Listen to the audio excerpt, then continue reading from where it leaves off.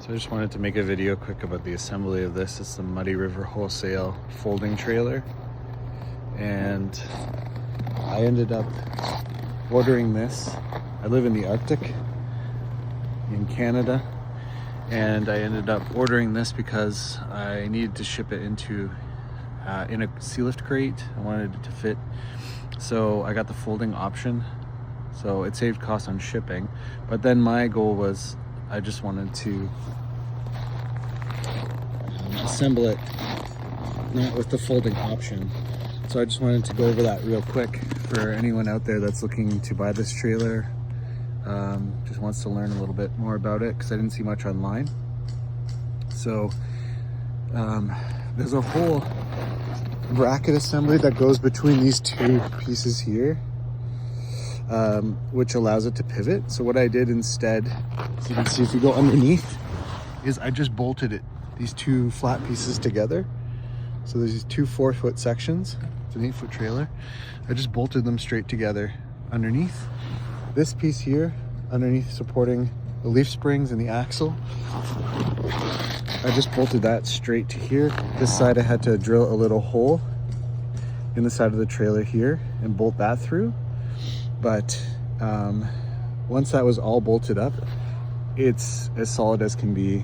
They have the nylon locking nuts on this, so I'm not fearful at all of this coming undone. As you can see, there's the nut.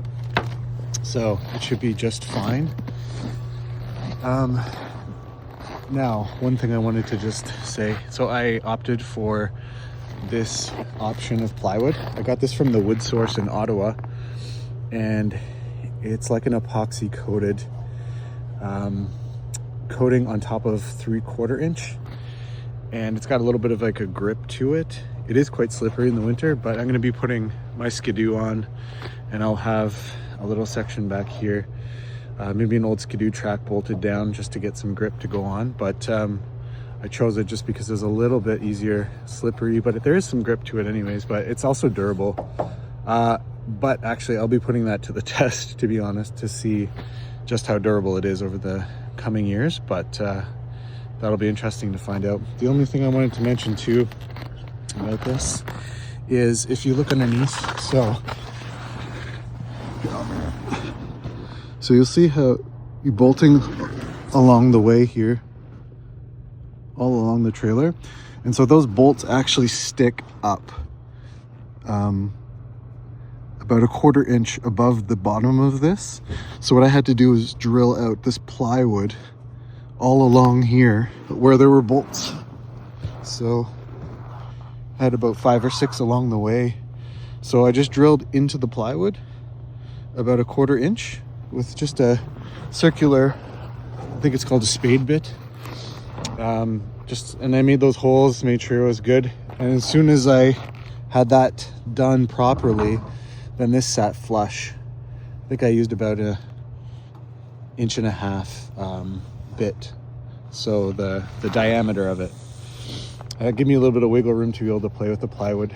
The trailer was pretty square, pretty much squared up, but just slightly off.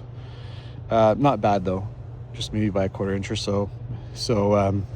But that allowed me to give a little bit of room to play with. And then what I used here was just, I purchased these carriage bolts just from the hardware store. And I used the same nylon locking nuts.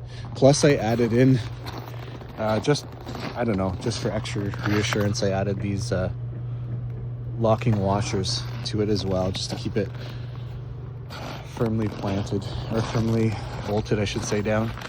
The other thing I just wanted to mention too is the pivoting function of this trailer works great. I haven't used it yet to load my skidoo, but I will say I tested the pivoting function of it, and you'll see it's just this one bolt that it pivots on. And I thought originally, oh boy, well, if I'm bolting that in, how's it gonna pivot? And it's just fine. You just release those two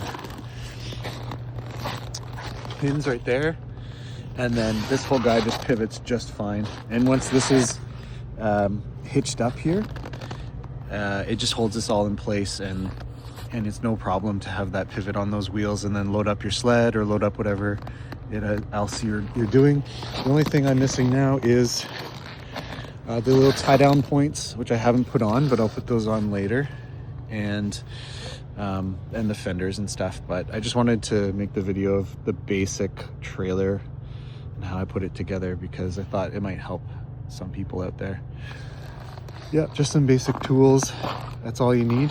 But it'll be fun to put it to the test and see how she does loading up the sled and other things.